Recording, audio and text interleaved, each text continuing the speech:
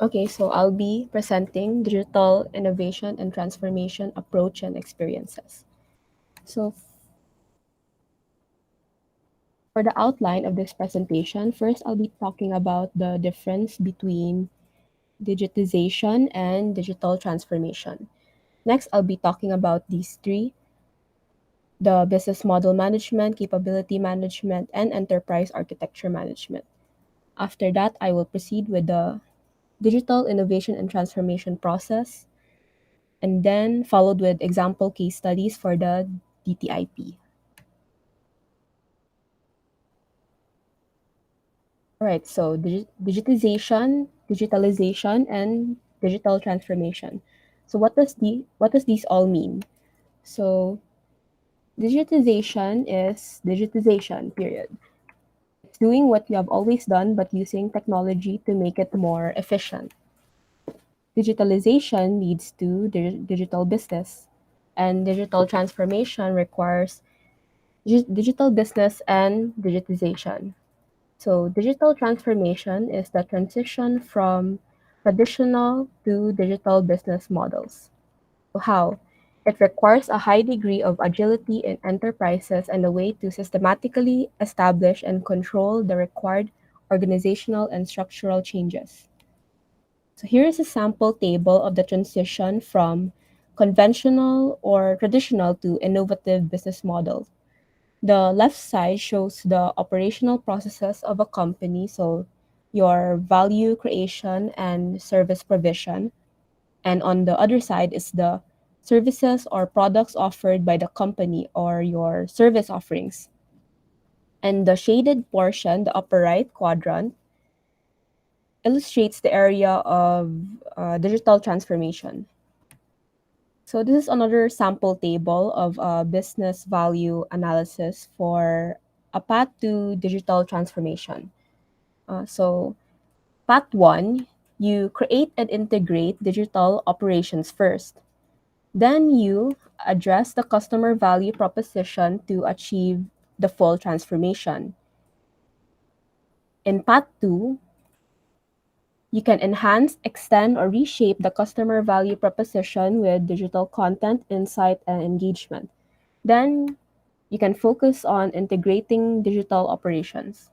In Path 3, you build a new set of capabilities around the transformed customer value proposition and operating model in lockstep. So, business model management, capability management, and enterprise architecture management. In business model management, so enterprises have to rethink and upgrade the established management approaches to be able to change quickly within a digital environment. And as an integrative approach of these three disciplines, these three are connected in the form of models. So these are the six partial models of the business model management. We have here the first one, which is capital model. It is subdivided into financing model and revenue model. So the financing model, it describes the sources of the capital that is necessary for business activity. Revenue model, it provides means to generally systemize business models by four dimensions: the direct or indirect generation of revenue, as well as the transaction dependent and the transaction independent generation of revenue. The second model, procurement model, describes production factors and their sources. So here, the distribution of power between suppliers and demanders is an important aspect. The third the third model is the manufacturing model. It covers the combination of input factors to new goods and services. In market model, it is subdivided into demand model and competition model. For the service offer model, it defines which IT services are provided to the customers. And distribution model, it focuses on the channels that are used to make the IT services available to the specific customer group. So, in capability management, these are the phrases that define capability management: combination of resources, capacity to execute an activity, perform better than competitors, possessed ability. So, what is capability?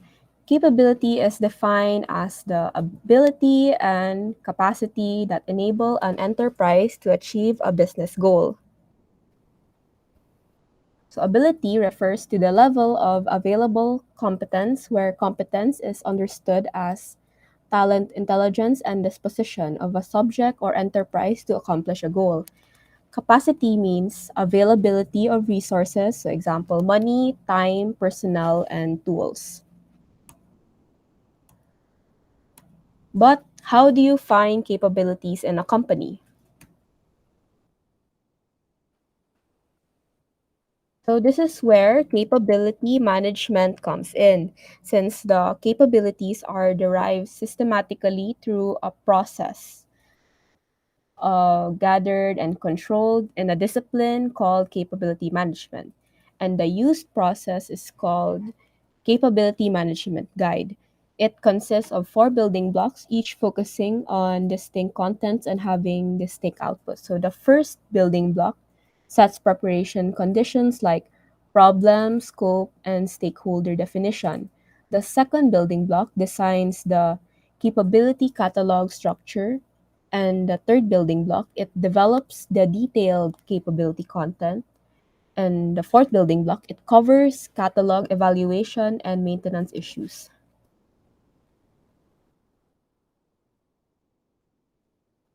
In the enterprise architecture management, it is a management practice that establishes, maintains, and uses a coherent set of guidelines, architecture principles, and governance styles to achieve an enterprise's vision and strategy. So, enterprise architecture management helps answer the following questions. What business capabilities are necessary to meet your business strategy? What people, process, technology, and information support your business capabilities? How do standards, policies, external and internal forces impact your business? So what are the critical cost drivers within your organization? How do you manage invest in your project application and technology portfolio? So this is just a sample EAM model that has the business architecture, information architecture, technical architecture, and application architecture. The next topic, I will move to digital innovation and transformation process. So in here, we have first the first scenario. It represents the case of an existing enterprise which is facing new customers, products, or market related challenges due to digitalization and has to address them promptly. In the second scenario, it demonstrates the process of implementing a business concept for a startup. In the third scenario here, it represents a company that is not in an urgent situation concerning the digital transformation. So, nevertheless, it is interested in completing or expanding its own corporate activities by leveraging its digital potentials. From here, the investigations begin with the first phase of the DITP, that is, analyze and focus your intention. So, the aim of this step is to elaborate existing ideas, goals, visions, and strategies. So, it is necessary for this phase to contain a clear business purpose. From there, the second phase includes the modeling of the business model. Hence, it is called design your business. So, there are different approaches that can be used for modeling according to personal preferences or the requirements of the project. So, that's why there's an option here as is or to be. So, in the to be model, that is an implementation of a business idea as part of a startup. And then in the as is model, that is when business activities already exist, so which are supplemented by components of the idea in order to create a future business model.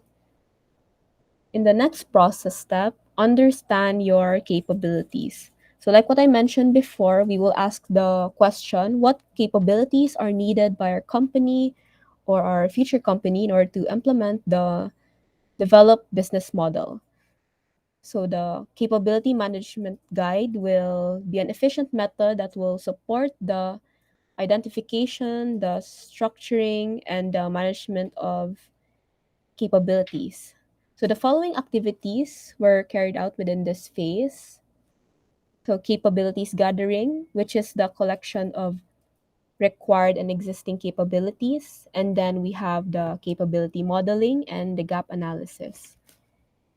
In the phase engineer your architecture. The aim of this phase is to draft first an enterprise architecture model.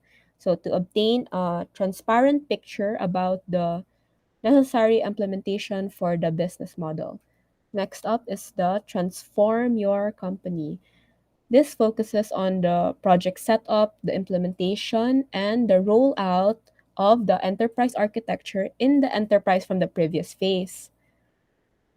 And then this is important since the successful implementation of the EA depends on the planning in the previous phase, but also on the degree of maturity on the EA models. So, one of the most important functions of the phase is deliver new inputs. Since it safeguards the digitalization objectives, so you will need measuring tests, risk assessments, and compliance tests that would support the implementation and evaluation of your goals. So, for the example, in case study one, the first case study is the realization of a new digital business model. So, this will be the scenario two, the startup. So, this illustrates the use of the ITP for a scenario where a startup company is supported to implement a new business concept which implements a digital business model. So for my screen, the first activity recommended is the research of different data sources in order to find digital trends and building blocks. So the founders involved in the pre-selected potential digital trends or building blocks. So the procedure required for the analysis is based in the following four process steps.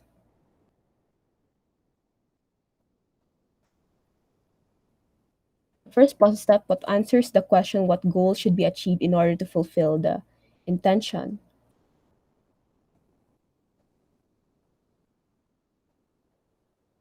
here. In the four process steps, it will answer what, who, how, and value in what goals should be achieved in order to fulfill the intention. And then the next process step, who is the recipient of the goal, in how it answers research of digital trends, building blocks, and the evaluation of digital trends. In value, what kind of value is provided to the company by the revenue model in connection with the cost and revenue structure? Here in Design Your Business, since this is a startup, an existing business model does not yet exist. So a future to be model must be developed. So my screen used the business model canvas to illustrate the result of this phase for their project. So they have their key partners, key activities, key resources, value proposition, customer relationships, channels, their customer segments, their cost structure, and their revenue stream.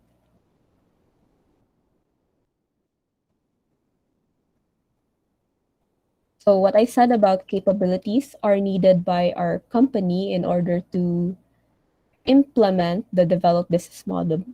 So the capability management guide was applied, which supports the identification, the structuring, and the management of capabilities.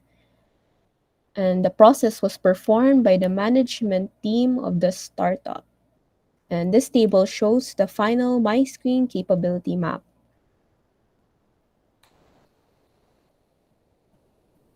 The next phase, engineer your architecture. Since this is an initial enterprise architecture, the resources of the founders are limited, so they needed an uncomplicated and easy to learn method for the modeling. This represents the processes, IT, roles, resources, and objectives. So my screen used the 4EM method. The 4EM method describes an approach for a systematic and controlled procedure for the analysis, development, and documentation of a company or an organizational unit. And for the next step, transform your company, the phase did not have to be performed since the startup created a creately new company, so didn't need that phase. In case study 2, zoo gardening facilities, this example portrays scenario 3. So this is the digital potentials in zoo gardening facilities. The case study was initiated by a cooperation between the Wismar University of Applied Sciences and the zoos in the German federal state of Mecklenburg-Vorpommern. There are zoos, wildlife, and nature adventure parks, as well as tropical houses and aquariums work closely together. So their aim is to be places for education, science, and environmental, as well as species and animal protection within their animal breeding facilities and to promote appropriate measures. And analyze and focus your intention, their what. So they have their vision, goals, and strategy. So their goal is to harmonize and digitize their register and payment systems with the aim of significantly improving their customer journey. So a key measure for this is the establishment of integrated billing systems that digitally link machines, electronic turnstiles, and the associated access control via various channels and make them evaluable. So they want a newly created digital functions, the improvements of the quality of products and working conditions, the networking and or automation of work processes and cost savings are realized.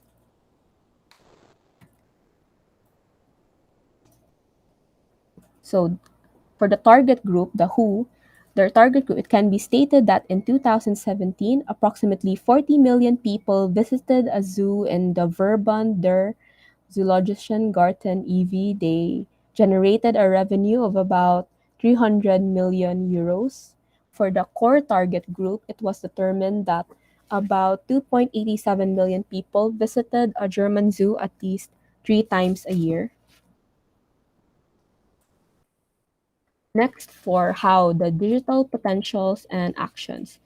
In this stage, 38 different zoos were examined for the existence of paperless e-tickets, online donation sponsorship, tour suggestions, etc. So after the analysis results were determined, a participatory workshop with several prioritization levels was organized, and the aim was to evaluate the determined digital potential with the project partners in order to generate measures for the second phase of the DITP design business. That is the evaluation result of digital potential for zoo gardening facilities in MV. From the previous evaluation result of digital potential, so in order to ensure that the potentials were correctly recorded, an appropriate specification was made by questioning the participants on site. So the result of this analysis and the assignment of the BAEOD, the basic architecture elements of digitization are summarized in this table. And appropriate social media marketing is important for the zoological institutions for two reasons. Firstly, there's a connection to the important target group of digital natives. Secondly, the zoological institutions can react quickly to problems, inquiries, and queries that arise strategically valuable knowledge about the target group. Basis for building all relationships and business obligations of all kinds is trust. So each element here represents a typical structural element of zoological facilities, so which are defined by different properties and relationships. So the starting point, here we have the individual resources of the company.